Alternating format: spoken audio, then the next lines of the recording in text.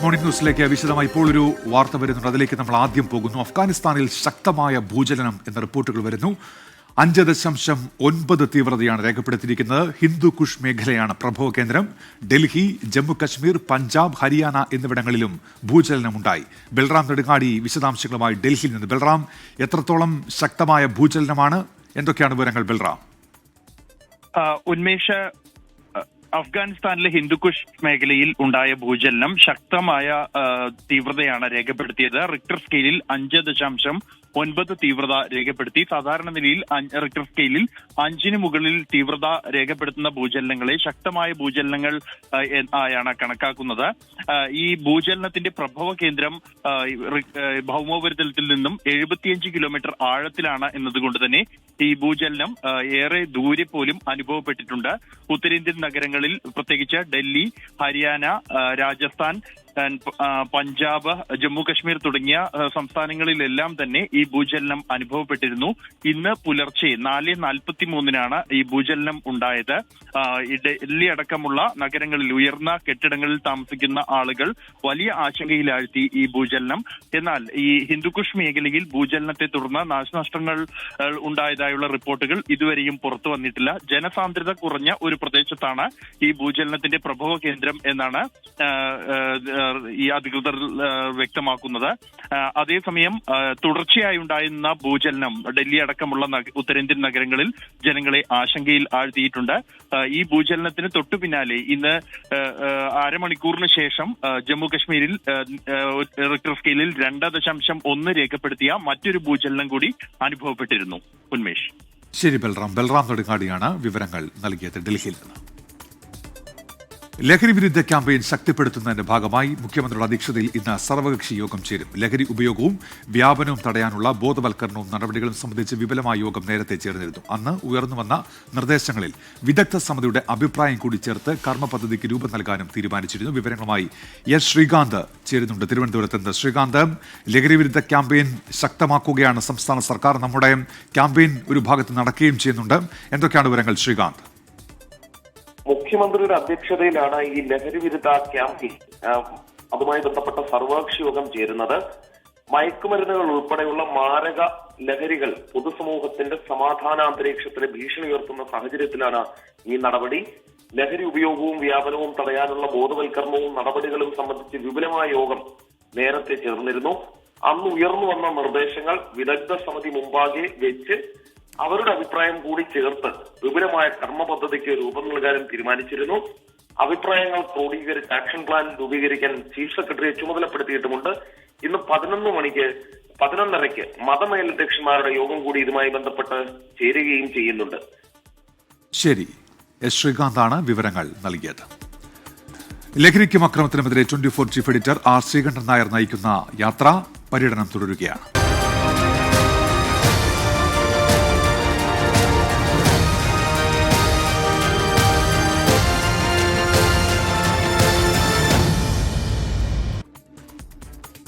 അരുതക്രമം അരുത് ലഹരി എന്ന മുദ്രാവാക്യവുമായി 24 chief editor R Sreekandan Nair നയിക്കുന്ന SKN40 കേരള യാത്ര കോഴിക്കോട് ജില്ലയിൽ പര്യടനം തുടരുകയാണ്. ഇന്ന് രാവിലെ 7 മണിക്ക് good morning with R Sreekandan Nair show മുക്കത്ത് നിന്നാണ് തുടങ്ങുക. പൊതുജനങ്ങൾ, സാമൂഹിക കലാ രാഷ്ട്രീയ രംഗത്തെ പ്രമുഖർ തുടങ്ങിയവർ യാത്രയ്ക്ക് ഐക്യദാർഢ്യം പ്രഖ്യാപിച്ച് പരിപാടിക്കെത്തും. മുക്കം നഗരസഭ പുതിയ park, Mukkam PC junction, SK park, bus stand, fire station, high school ground, പ്രമുഖ സ്ഥാപനങ്ങൾ എന്നിവിടങ്ങളിൽ പര്യടനം നടത്തും. തുടർന്ന് ഇന്ന് രാത്രി 7 മണിക്ക് ബാലുശ്ശേരി KSFക്ക് സമീപം പര്യടനം സമാപിക്കും. 17, 18 തീയതികളിൽ കണ്ണൂരും 19 കാസർഗോഡും യാത്രയെത്തും. 20 കോഴിക്കോട്, കടപ്പുറത്ത് വൈകുന്നേരം 4 മണിക്കാണ് യാത്രയുടെ സമാപനം. ലഹരിക്കെതിരെ എല്ലാ ജനങ്ങളും ഒരുമിച്ചിറങ്ങണം എന്ന കാന്തപുരം AP അബൂബക്കർ മുസ്ലിയാർ SKN40യുടെ ഭാഗമായി കോഴിക്കോട് മർക്കസിലെത്തിയ 24 ചീഫ് എഡിറ്റർ ആർ ശ്രീകണ്ഠൻ നായരുമായി സംസാരിക്കുകയായിരുന്നു അദ്ദേഹം. ഇസ്ലാം മതത്തിൽ ലഹരിക്ക് വിലക്കുണ്ട്. എല്ലാ മതനേതാക്കളും ലഹരിക്കെതിരെ ഒറ്റക്കെട്ടായി പ്രചാരണം നടത്തണം. ഭരണഘടന ഉയർത്തിപ്പിടിച്ച് നമ്മുടെ രാജ്യത്തിന്റെ നല്ല പേര് സംരക്ഷിക്കണമെന്നും അദ്ദേഹം പറഞ്ഞു. ഞാൻ മനസ്സിലാക്കുന്നത് നമ്മുടെ ശ്രദ്ധ കുറഞ്ഞുപോയി എന്നുള്ളതാണ്. മദ്യവും മയക്കുമരുന്നുകളും ഉപയോഗിക്കാൻ പാടില്ല എന്ന കാര്യം ബോധവൽക്കരണത്തിലൂടെ മാത്രമേ അത് നടപ്പാക്കാൻ സാധിക്കുകയുള്ളൂ. അതുകൊണ്ട് വിദ്യാർത്ഥികളെ ശരിക്ക് മതം നോക്കാതെ ഏത് മതക്കാരായാലും ക്ലാസ്സിൽ വരുന്ന വിദ്യാർത്ഥികളെ നല്ല മോറൽ ക്ലാസ് വെച്ച് ഈ ബോധവൽക്കരണം നടത്തണം. എല്ലാ വിഭാഗം ആളുകളും ഉള്ള രാജ്യമാണ് ഇന്ത്യ എന്ന നിലയിൽ എല്ലാവർക്കും ജീവിക്കാനും പഠിക്കാനും പഠിപ്പിക്കാനും സൗകര്യമുള്ള ഒരു ഭരണഘടനയാണ് ഇന്ത്യൻ ഭരണഘടന. അതുകൊണ്ട് ആ ഭരണഘടനയെ സംരക്ഷിക്കുക എന്നത് നമ്മുടെ കർത്തവ്യമായി ഓരോരുത്തരും മനസ്സിലാക്കണം. അതിങ്ങനെ കഷ്ടം പെട്ടിപ്പോയാൽ പിന്നീട് ഒരു മതത്തിനോ മതമില്ലാത്തവർക്കോ ഒന്നും ഇവിടെ നിലനിൽക്കാൻ സാധിക്കാതെ വരും. വഖഫ് ഭേദഗതി നിയമവുമായി ബന്ധപ്പെട്ട് സമർപ്പിച്ച ഹർജികൾ സുപ്രീം കോടതി ഇന്ന് പരിഗണിക്കും. പുതിയ നിയമത്തിന്റെ ഭരണഘടനാ സാധുത ചോദ്യം ചെയ്യുന്ന ഒരു കൂട്ടം ഹർജികളാണ് ചീഫ് ജസ്റ്റിസ് അധ്യക്ഷനായ 3-അംഗ ബെഞ്ച് പരിഗണിക്കുന്നത്. മുസ്ലിം വ്യക്തി നിയമ ബോർഡും കോൺഗ്രസ്, മുസ്ലിം ലീഗ്, CPI, DMK, TMC തുടങ്ങിയ രാഷ്ട്രീയ പാർട്ടികളുമാണ് പ്രധാന ഹർജിക്കാർ. കേന്ദ്ര സർക്കാരും തടസ്സ ഹർജി ഫയൽ ചെയ്തിട്ടുണ്ട്. ബൽറാം നെടുങ്ങാടിയുണ്ട് വിവരങ്ങളുമായി. ബൽറാം, സുപ്രീം കോടതി ഇന്ന് ഈ ഹർജികൾ പരിഗണിക്കുകയാണല്ലോ, എന്തൊക്കെ നടപടികൾ പ്രതീക്ഷിക്കണം? ബൽറാം. ഉന്മേഷ്, 2025 വഖഫ് ഭേദഗതി നിയമവുമായി ബന്ധപ്പെട്ടുള്ള ഹർജികൾ സുപ്രീം കോടതി ഇന്ന് പരിഗണിക്കുകയാണ്. ഏറെ നിർണായകമാണ് ഈ സാഹചര്യം എന്നുള്ളത്. 65ഓളം ഹർജികളാണ് നിലവിൽ സുപ്രീം കോടതിക്ക് മുന്നിലുള്ളത്. ഇതിൽ പ്രധാനമായും ഇന്ത്യ സഖ്യത്തിന്റെ ഭാഗമായുള്ള പാർട്ടികൾ, പ്രതിപക്ഷ പാർട്ടികൾ എന്നിവർ സമർപ്പിച്ച ഹർജികൾ ഇതിലുണ്ട്. കോൺഗ്രസ് കൂടാതെ DMK, CPI, മുസ്ലിം ലീഗ്, RJD അടക്കമുള്ള പാർട്ടികൾ ഈ നിയമ ഭേദഗതിക്കെതിരെ സുപ്രീം കോടതിയിൽ ഹർജി സമർപ്പിച്ചിട്ടുണ്ട്. കൂടാതെ AIAM ആണ് ഈ വിഷയത്തിൽ ആദ്യ ഹർജി സുപ്രീം കോടതിയിൽ ഫയൽ ചെയ്തത്. ചീഫ് ജസ്റ്റിസ് സഞ്ജീവ് ഖന്ന അധ്യക്ഷനായ ബെഞ്ചാണ് ഹർജികൾ പരിഗണിക്കുക. ഈ ബെഞ്ചിൽ മലയാളിയായ justice KV Viswanathan, justice PV Sanjay Kumar എന്നിവർ അടങ്ങുന്നുണ്ട്. ഉച്ച 2 മണിക്കായിരിക്കും ഈ ഹർജികൾ സുപ്രീം കോടതി പരിഗണിക്കുക. വഖഫുകളും അവയുടെ സ്ഥാപനം, അവയുടെ കൈകാര്യം, ഭരണം എന്നിവ ഇസ്ലാം ആചാരത്തിന്റെ അവിഭാജ്യ ഘടകമാണ് എന്നാണ് ഹർജികളിൽ ചൂണ്ടിക്കാണിക്കുന്നത്. കൂടാതെ ഈ നിയമം നടപ്പാക്കിയതുമായി ബന്ധപ്പെട്ട നടപടിക്രമങ്ങൾ പാലിച്ചില്ല എന്നും JPC പൂർണ്ണമായും പ്രതിപക്ഷത്തെ തഴഞ്ഞുകൊണ്ട് ഏകപക്ഷീയമായ നടപടികൾ എടുക്കുകയായിരുന്നു എന്നും ചില ഹർജികളിൽ ചൂണ്ടിക്കാണിക്കുന്നുണ്ട്. അതേസമയം BJP ഭരിക്കുന്ന 6 സംസ്ഥാനങ്ങൾ ഈ നിയമത്തെ അനുകൂലിച്ചും സുപ്രീം കോടതിയിൽ ഹർജി സമർപ്പിച്ചിട്ടുണ്ട്. ഹരിയാന, മഹാരാഷ്ട്ര, മധ്യപ്രദേശ്, അസം, രാജസ്ഥാൻ, ഛത്തീസ്ഗഡ് എന്നീ സംസ്ഥാനങ്ങളാണ് നിയമത്തെ അനുകൂലിച്ചുള്ള ഹർജികൾ സുപ്രീം കോടതിയിൽ സമർപ്പിച്ചിരിക്കുന്നത്. നിലവിലെ നിയമത്തെ സംബന്ധിച്ചിടത്തോളം ഏറെ നിർണായകമാണ് ഇന്ന് സുപ്രീം കോടതിയിൽ നിന്നും ഈ ഹർജികൾ പരിഗണിക്കുമ്പോൾ ഉണ്ടാകുന്ന ഒരു സമീപനം എന്ത് എന്നുള്ളത്. ഉന്മേഷ്. ശരി, ബൽറാം നെടുങ്ങാടിയാണ് വിവരങ്ങൾ നൽകിയത് ഡൽഹിയിൽ നിന്ന്. വഖഫ് ഭേദഗതി നിയമത്തിനെതിരെ മുസ്ലിം ലീഗിന്റെ മഹാറാലി ഇന്ന് കോഴിക്കോട് കടപ്പുറത്ത് നടക്കും. പാണക്കാട് സാദിഖ് അലി ശിഹാബ് തങ്ങൾ ഉച്ചകഴിഞ്ഞ് 3 മണിക്ക് റാലി ഉദ്ഘാടനം ചെയ്യും. പ്രതിപക്ഷ നേതാവ് VD സതീശൻ, ലീഗ് ദേശീയ സംസ്ഥാന നേതാക്കൾ എന്നിവർ പങ്കെടുക്കും. വഖഫ് ഭേദഗതി നിയമത്തിനെതിരെ ഇന്ത്യയിൽ നടക്കുന്ന ഏറ്റവും വലിയ റാലിയായിരിക്കും ഇതെന്നാണ് മുസ്ലിം ലീഗിന്റെ അവകാശവാദം. CMRL എക്സാലോജിക് സാമ്പത്തിക ഇടപാടിൽ CBI അന്വേഷണം ആവശ്യപ്പെട്ട് നൽകിയ പൊതു താൽപര്യ ഹർജി ഹൈക്കോടതി ഇന്ന് പരിഗണിക്കും. ചീഫ് ജസ്റ്റിസ് അധ്യക്ഷനായ ബെഞ്ചാണ് MR അജയൻ നൽകിയ ഹർജി പരിഗണിക്കുന്നത്. മുഖ്യമന്ത്രിക്കും മകൾ വീണയ്ക്കുമെതിരെ CBI അന്വേഷണം വേണമെന്ന് ആവശ്യപ്പെട്ട് നൽകിയ ഹർജിയാണ് ഹൈക്കോടതിയുടെ പരിഗണനയിലുള്ളത്. സെറ്റിൽമെന്റ് ബോർഡിന്റെ രേഖകളുടെ അടിസ്ഥാനത്തിൽ അന്വേഷണം CBIക്ക് വിടണമെന്നാണ് ഹർജിയിലെ ആവശ്യം. സോണിയാഗാന്ധിയെയും രാഹുൽ ഗാന്ധിയെയും പ്രതി ചേർത്ത് നാഷണൽ ഹെറാൾഡ് കേസിൽ കുറ്റപത്രം നൽകിയ ED നടപടിക്കെതിരെ കോൺഗ്രസിന്റെ രാജ്യവ്യാപക പ്രതിഷേധം ഇന്നാണ്. കേന്ദ്ര സർക്കാർ ഓഫീസുകളും ED ഓഫീസുകളും ഉപരോധിക്കും. നേതാക്കൾക്കെതിരെ കുറ്റപത്രം നൽകിയത് രാഷ്ട്രീയ പകപോക്കലെന്നാണ് കോൺഗ്രസിന്റെ വാദം. ഹരിയാനയിലെ ഭൂമി ഇടപാട് കേസുമായി ബന്ധപ്പെട്ട് റോബർട്ട് വദ്രയെ ED ഇന്നും ചോദ്യം ചെയ്യും. കഴിഞ്ഞ ദിവസം 7 മണിക്കൂറോളം അന്വേഷണ സംഘം റോബർട്ട് വദ്രയെ ചോദ്യം ചെയ്തിരുന്നു. 2 ദിവസത്തിനിടെ കാട്ടാന ആക്രമണത്തിൽ 3 പേർക്ക് ജീവൻ നഷ്ടമായതിൽ പ്രതിഷേധിച്ച് തൃശൂർ അതിരപ്പള്ളി പഞ്ചായത്തിൽ ഇന്ന് ജനകീയ ഹർത്താൽ. വൈകുന്നേരം 6 മണി വരെയാണ് ഹർത്താൽ. ഹർത്താലിന്റെ പശ്ചാത്തലത്തിൽ വെള്ളച്ചാട്ടം ഉൾപ്പെടുന്ന അതിരപ്പള്ളി ടൂറിസം കേന്ദ്രത്തിന് ഇന്ന് അവധിയാണ്. അതിരപ്പള്ളി പഞ്ചായത്തിന് വേണ്ടി പ്രത്യേക RRTയെ നിയോഗിക്കണം എന്നതടക്കം വിവിധ ആവശ്യങ്ങൾ ഉന്നയിച്ചാണ് ഹർത്താൽ. വനവിഭവങ്ങൾ ശേഖരിക്കാൻ പോയ അംബിക സതീഷ് എന്നിവർക്കാണ് കഴിഞ്ഞ ദിവസം ജീവൻ നഷ്ടമായത്. അടിച്ചിൽത്തൊട്ടി ഉന്നതിയിലെ സെബാസ്റ്റ്യനും കാട്ടാന ആക്രമണത്തിൽ കൊല്ലപ്പെട്ടിരുന്നു.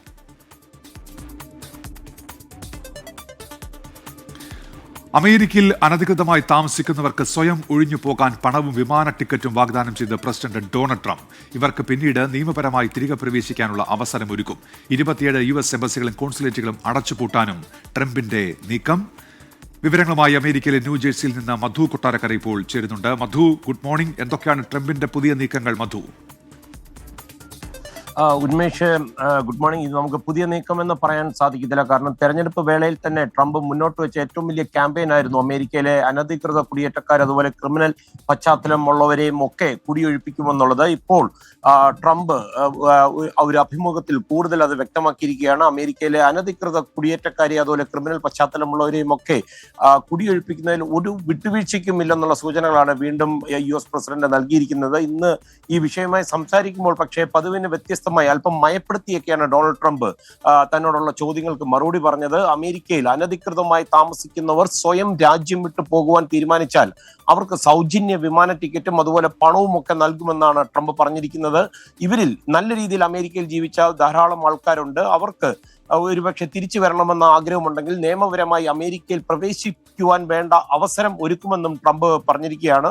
ഫോക്സ് ന്യൂസിനാണ് ഡൊണാൾഡ് ട്രംപ് ഈ അഭിമുഖം നൽകിയത്. അപ്പോഴാണ് തന്റെ ഈ കുടിയേറ്റവുമായി ബന്ധപ്പെട്ടുള്ള നയം കൂടുതൽ വ്യക്തമാക്കിയത്. ഇപ്പോൾ തന്റെ ഭരണകൂടം കൂടുതൽ ശ്രദ്ധ കേന്ദ്രീകരിക്കുന്നത് കൊലപാതകികൾ ഉൾപ്പെടെയുള്ള ക്രിമിനലുകളെ അമേരിക്കയിൽ നിന്ന് പുറത്താക്കുവാനുള്ള ശ്രമങ്ങൾക്കാണ്. അതുപോലെ ഹോട്ടലുകൾക്കും കൃഷിയിടങ്ങൾക്കും ആവശ്യത്തിനുള്ള തൊഴിലാളികളെ ലഭ്യമാക്കുവാനുള്ള ഒരു പ്ലാനും ഉണ്ടെന്ന് ട്രംപ് പറഞ്ഞു. അതുപോലെ ലോകവ്യാപകമായി 27 US എംബസികളും കോൺസുലേറ്റുകളും അടച്ചുപൂട്ടാൻ ഡൊണാൾഡ് ട്രംപ് ഒരുങ്ങുകയാണെന്നുള്ള വാർത്തകളും വാഷിംഗ്ടണിൽ വരുന്നുണ്ട്. US സ്റ്റേറ്റ് ഡിപ്പാർട്ട്മെന്റ് ചെലവ് ചുരുക്കുന്നതിന്റെ ഭാഗമായിട്ടാണ് ട്രംപിന്റെ ഈ നടപടി. ഐക്യരാഷ്ട്രസഭയ്ക്കുള്ള ധനസഹായവും നിർത്തിയേക്കും. അതുപോലെ നേറ്റോ ഹെഡ്ക്വാർട്ടേഴ്സിനും അതുപോലെ ഐക്യരാഷ്ട്രസഭയുടെ പല ഏജൻസികൾ പ്രവർത്തിക്കുന്നുണ്ട്. അവയ്ക്കുള്ള US ഫണ്ടും Donald Trump നിർത്തലാക്കുവാൻ പ്ലാനുണ്ട്. Unmesh.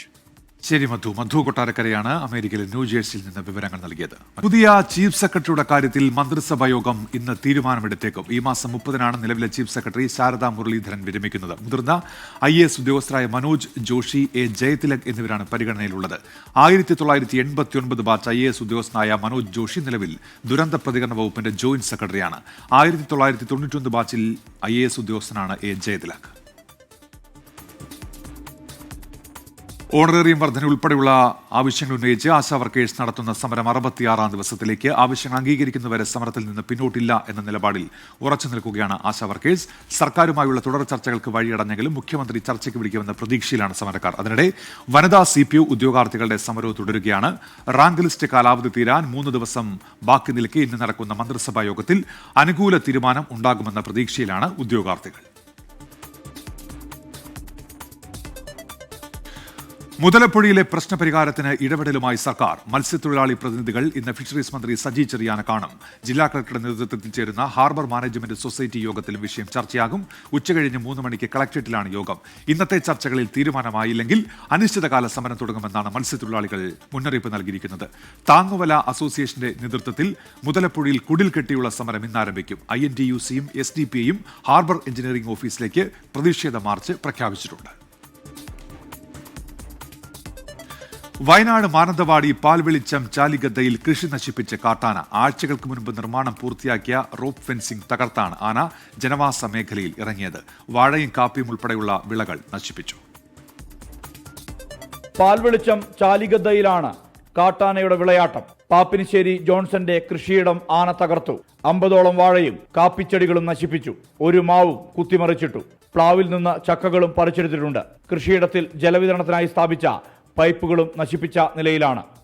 Rope fencing വന്നിട്ട് ഇപ്പോൾ 2ാമത്തെ പ്രാവശ്യമാണ് നമ്മുടെ പറമ്പിൽ ആന ഇറങ്ങുന്നത്. ആദ്യം ഒന്ന് ഇറങ്ങി കുറേ വാഴയും കുറച്ച് കാപ്പി നശിപ്പിച്ചിട്ടുണ്ടായിരുന്നു. അതോടൊപ്പം ഇന്നലെ രാത്രി വന്ന് കൂട്ടമായി ആനയാണെന്ന് തോന്നുന്നു വന്നിട്ട് വ്യാപകമായി കൃഷി നശിപ്പിച്ചിട്ടുണ്ട്. ആന സുഗമമായിട്ട് അത് തകർത്ത് അകത്ത് കയറുന്നു. അപ്പോൾ ഇത് പരീക്ഷിച്ച് വിജയിക്കാത്ത ഒരു പദ്ധതിയാണ് ഇവർ അവതരിപ്പിച്ച്. അപ്പോൾ ഈ പദ്ധതി ഇവിടെ ഇംപ്ലിമെൻ്റ് ചെയ്ത് ആവിഷ്കരിച്ച ഉദ്യോഗസ്ഥർക്കെതിരെ നടപടി എടുക്കുകയും ചെയ്യണം. കൂടാതെ അവരിൽ നിന്ന് ഇതിന് വയ നഷ്ടവും പിരിച്ചെടുക്കപ്പെടണമെന്നാണ് നമ്മുടെ ഈ കർഷകരുടെ ആവശ്യം. പാൽവെളിച്ചം മുതൽ കൂടൽക്കടവ് വരെ വനാതിർത്തിയോട് ചേർന്ന് 3.5 കോടി രൂപ മുടക്കി ഒരാഴ്ച മുമ്പ് പ്രവൃത്തി പൂർത്തിയാക്കിയ റോപ്പ് ഫെൻസിംഗിന്റെ 12 മീറ്റർ ഭാഗമാണ് ആന തകർത്തത്.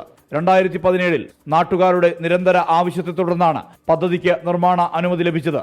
റോപ്പ് ഫെൻസിംഗ് പൂർത്തിയായാൽ പ്രദേശത്തെ വന്യമൃഗശല്യത്തിന് പരിഹാരമാകുമെന്ന പ്രതീക്ഷയായിരുന്നു നാട്ടുകാർക്ക്. എന്നാൽ ഈ പ്രതീക്ഷകൾ തല്ലിക്കെടുത്തിയാണ് ഒരാഴ്ചക്കിടെ 2 തവണ ഫെൻസിംഗ് തകർത്ത് കാട്ടാന കൃഷിയിടത്തിൽ ഇറങ്ങിയിരിക്കുന്നത്.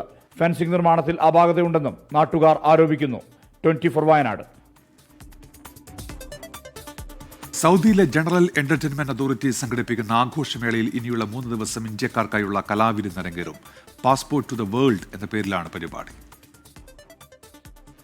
സൗദിയിലെ അൽകോബർ ഇസ്കാൻ പാർക്കിൽ ആരംഭിച്ച പാസ്പോർട്ട് ടു ദ വേൾഡ് എന്ന പ്രവാസികളുടെ ആഘോഷമേളയിലെ ഇനിയുള്ള 4 രാവുകൾ ഇന്ത്യൻ സാംസ്കാരികതയുടെയും കലാവിരുന്നുകളുടെയും ഒരു സംഗമഭൂമിയായി മാറും.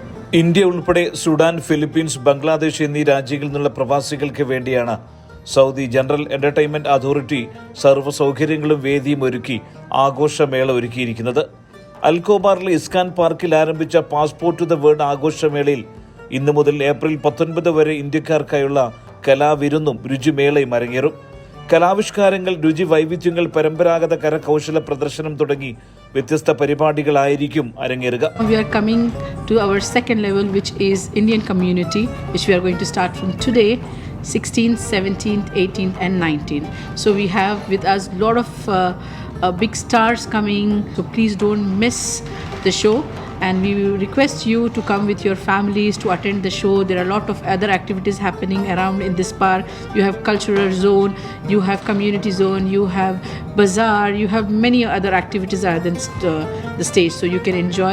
The artists are already here. They're pretty excited to perform for you guys. So make sure you come and encourage the spirit of the artist by enjoying the event. 4 ദിവസവും വൈകിട്ട് 4 മണി മുതൽ പരിപാടികൾ ആരംഭിക്കും. പ്രവേശനം പൂർണ്ണമായും സൗജന്യമാണ്. സൗജന്യ പാസിന് vbook.com എന്ന ആപ്പിൽ രജിസ്റ്റർ ചെയ്യണം. 4 ദിവസങ്ങളിലും ഇന്ത്യയിൽ നിന്നുള്ള നിരവധി കലാകാരന്മാരാണ് പരിപാടികൾ അവതരിപ്പിക്കുക. സൗജന്യ പാസിന് vbook ആപ്പിൽ രജിസ്റ്റർ ചെയ്യണം. 4 ദിവസങ്ങളിലും ഇന്ത്യയിൽ നിന്നുള്ള നിരവധി കലാകാരന്മാരാണ് പരിപാടികൾ അവതരിപ്പിക്കുക. ജാവേദ് അലി, പ്രീതി ബാല, വർഷ പ്രസാദ്, സജ്ലി സലീം, പൂജ കന്തൽവാൾ എന്നിവരുടെ ഗാന സദസ്സോടെയാണ് ഇന്ത്യൻ ആഘോഷ പരിപാടികൾക്ക് തുടക്കമാകുക. ഋഷി സിംഗ്, അർമാൻ മാലിക്, ആര്യൻ തിവേരി, ദിവ്യ എസ് മേനോൻ, എമിവെ ബന്ധായി, ബിസ്വ, ദിവ്യ എസ് മേനോൻ, പ്രിയൻഷി ശ്രീവാസ്തവ എന്നിവരും മറ്റു ദിവസങ്ങളിൽ പാട്ടുകളുടെ വിസ്മയം തീർക്കും. നാടോടി രൂപങ്ങൾ, തുണിത്തരങ്ങൾ, പ്രകൃതി ഘടകങ്ങൾ, വാസ്തുവിദ്യ എന്നിവയിൽ നിന്ന് പ്രചോദനം ഉൾക്കൊണ്ട് ഏകീകൃത ദൃശ്യ രൂപകൽപ്പനയിലൂടെയും പ്രതിഫലിക്കുന്ന സംയോജിത അനുഭവമാണ് പാസ്പോർട്ട് ടു ദ വേൾഡ് വാഗ്ദാനം ചെയ്യുന്നത്. ഓരോ പവലിയനിലും പരമ്പരാഗത വസ്ത്രങ്ങളും അനുബന്ധ ഉപകരണങ്ങളും, നൃത്ത പ്രകടനങ്ങളും, വൈവിധ്യമാർന്ന ഭക്ഷണങ്ങളും, കരകൗശല വസ്തുക്കളും അടക്കമുള്ള സാംസ്കാരിക ഘടകങ്ങൾ പ്രദർശിപ്പിക്കാനായി പ്രത്യേക സ്ഥലങ്ങളും ഒപ്പം തുറന്ന ചന്തയും ഒരുക്കിയിട്ടുണ്ട്. സുബൈറുദ്ദീനൂർ, 24 ദമാം. എയർ കേരള വിമാന കമ്പനിയുടെ കോർപ്പറേറ്റ് ഓഫീസ് ഉദ്ഘാടന മന്ത്രി പി രാജീവ് നിർവഹിച്ചു. ജൂണിൽ കൊച്ചിയിൽ നിന്ന് ആദ്യ വിമാനം പുറപ്പെടുമെന്നാണ് എയർ കേരളയുടെ പ്രതീക്ഷ. ആലുവ മെട്രോ സ്റ്റേഷന് സമീപത്തുള്ള എയർ കേരളയുടെ കോർപ്പറേറ്റ് ഓഫീസ് വ്യവസായ വകുപ്പ് മന്ത്രി പി രാജീവ് ഉദ്ഘാടനം ചെയ്തു.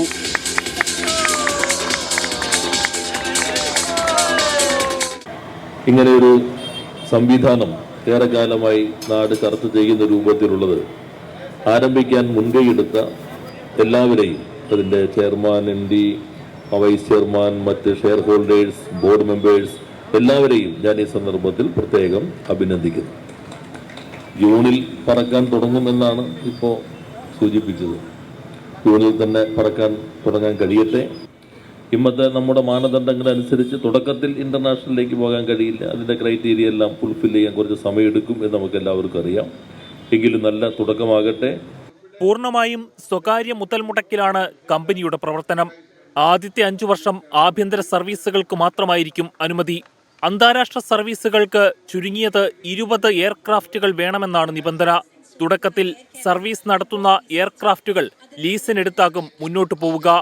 എയറോപ്ലെയിൻ ഓപ്പറേറ്റിംഗ് സർട്ടിഫിക്കറ്റ് ജൂണിൽ കിട്ടിയാലുടൻ സർവീസ് തുടങ്ങുമെന്ന് കമ്പനി അധികൃതർ അറിയിച്ചു. 750-ലധികം തൊഴിലവസരങ്ങൾ സൃഷ്ടിക്കുമെന്നാണ് കമ്പനിയുടെ വാഗ്ദാനം. തുടക്കത്തിൽ 200 വ്യോമഗതാഗത വിദഗ്ധർക്ക് ഇരിക്കാവുന്ന 3 നില കെട്ടിടമാണ് ആലുവയിൽ സജ്ജീകരിച്ചിരിക്കുന്നത്. എയർ കേരളയ്ക്ക് ചിറക് വയ്ക്കുമ്പോൾ പ്രതീക്ഷയിലാണ് പ്രവാസികൾ. 24 കൊച്ചി. ഇപ്പോൾ ഒരു വാർത്തയിലേക്ക്. ഗുഡ്ഗാവിലെ മേദാന്ത ആശുപത്രിയിൽ വെന്റിലേറ്ററിൽ കഴിയുന്ന യുവതി പീഡനത്തിന് ഇരയായെന്ന് പരാതി. ആശുപത്രി ജീവനക്കാരൻ പീഡിപ്പിച്ചുവെന്ന വിമാന കമ്പനി ജീവനക്കാരുടെ പരാതിയിൽ പോലീസ് കേസെടുത്തു. ബൽറാം നെടുങ്ങാട് ഡൽഹിയിൽ നിന്ന്. ബൽറാം, എന്തൊക്കെയാണ് പരാതിയിൽ പറയുന്ന കാര്യങ്ങൾ? പോലീസ് നൽകുന്ന വിവരം എന്താണ്? ബൽറാം. ഉന്മേഷ്, ഗുഡ്ഗാവിലെ മേദാന്ത ആശുപത്രിയുടെ വെന്റിലേറ്ററിൽ വെച്ച് താൻ പീഡിപ്പിക്കപ്പെട്ടു എന്നാണ് ഒരു സ്വകാര്യ വിമാന കമ്പനിയിലെ ജീവനക്കാരി പരാതിയിൽ ഉന്നയിക്കുന്നത്.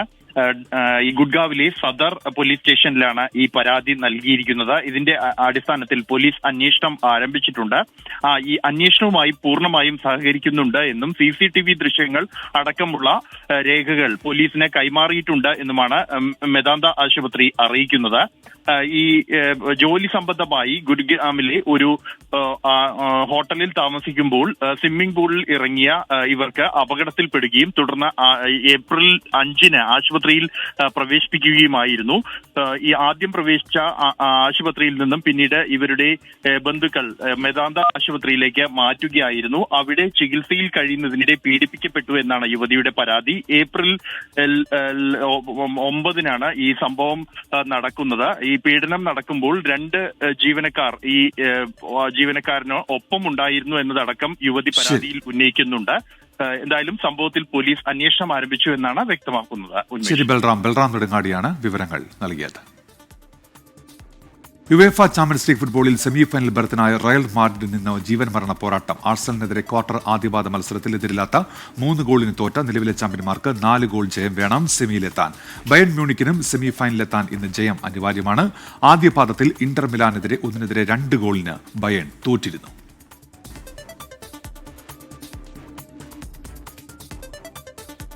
ഇതോടെ മോർണിംഗ് ന്യൂസ് പൂർത്തിയാവുകയാണ്.